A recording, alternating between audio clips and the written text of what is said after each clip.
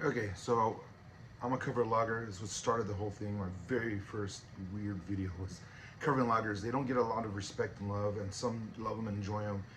And people are jumping quickly to ales, not understanding the whole concept and perspective behind it. So real quickly, lagers are specific, tons of strains of yeast. The recipe is always the same. You got your grain. You can mix that up however you want. Then you add the hops. That can be different amounts, a lot extra. So you can really make a hoppy lager. I don't know why no one's done it. And then at the end, the yeast is what makes the difference because the lager yeast needs low temperatures. The nicer ones like Pilsners are slower. They're in barrels. They need more time, but they're still quicker than some of the ales. But some ales can be fast too. The American lagers are really focused on fast, streamlined lager recipes. So that's what really was the fundamentals for what people understood and perceived from that.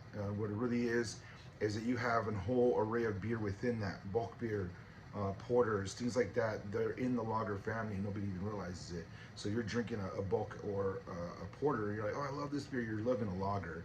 Everyone perceives lager just to be thin. This one is a Mexican style lager because of Modelo and Dos Equis. Dos Equis was actually influenced by a German who retired in Mexico and added techniques and recipe concepts to the Mexican lager. So from that, it's really elevated the Mexican lager game. So I'm not a big, I don't hate Corona. I understand it's the same thing as like Miller Lite and stuff is what I drink on my go-to Lone Star Light. Uh, Tightening the story to make it a little shorter.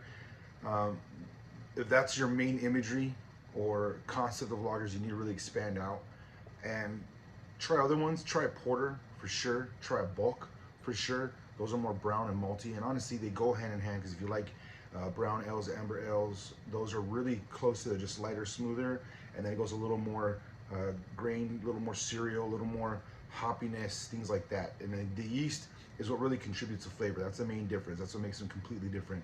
If you got those same recipes and swap the yeast, it would come out different, but it would swap what was an ale and what was a lager, and that's all. That's all that is. It's really simple if you think about it. All right, this one's good. Keep it chilled. The last one kind of went on me. Bottles, you add a little sugar to make it nice and naturally carbonated, which is the perspective behind it. Cans, it's artificially CO2 to get it in there, which also preserves it. So this is the bottle, which is what I like. Natural carbonation, so maybe a little sweeter if there's any residual sugar. If they sit too long and there's too much sugar left over, it can spill everywhere or pop. I've had a couple when I brewed at home. Woke up to like pop. What the hell was that? Lesson learned. Oh, sorry. Smells like golden grain, little cereal. I'm not getting too much of the hops. A little floral, but nothing major. I can't. I'm not big. I can't. I don't have such a good nose. I'm just learning to recognize what I do smell. Somebody might get more of the hoppiness out of it, but it's just to balance the super sweetness of the malt of the grain itself. Because once you take all the sugars out, even though a lot of it's eaten by the yeast, there's still a lot of sweetness left over.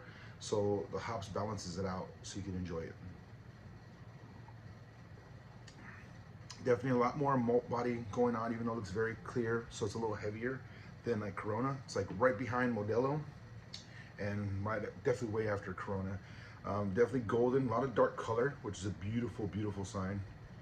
A lot darker, way more enjoyable. I'm pretty sure this is like a, yeah, 4.5, so it's not super heavy on alcohol. It's just definitely got a lot going on with its body. Shiner and the Spotzel Brewing is what it really is. That was in Shiner, Texas, I believe. They started with a bulk beer, which is a lager. So like all their lagers, they definitely got to try. They definitely have them down. They're gonna have that little German influence. So this just reminds you of a little bit of a Dos Equis, but Dos Equis has a little more hoppiness to it.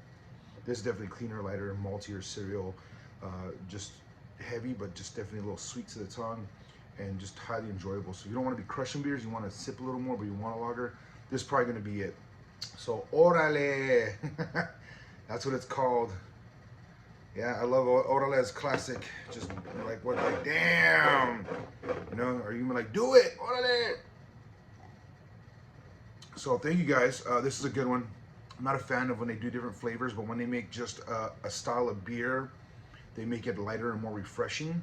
Cannot argue with that. It's just, yeah, sometimes you just need to chill out. So there you go, Shiner. This is for you guys. Keeping it going, keep it doing your thing. People used to go out of their way to their area and buy beer and bring it back to Austin. So that's what really took them and expanded them. People loved it so much because at the time that was one of the few beers that was different beyond all the other beers. So good for them, good for Austin for making it happen, good to everybody. If you're nearby, if you see it, if you're wondering about it, you already drink Dos Equis, you already drink Modelo. If you already like those Mexican kind of beers, this is a little more clean American, but still has the Mexican recipe in there. I highly recommend it. Just go for it.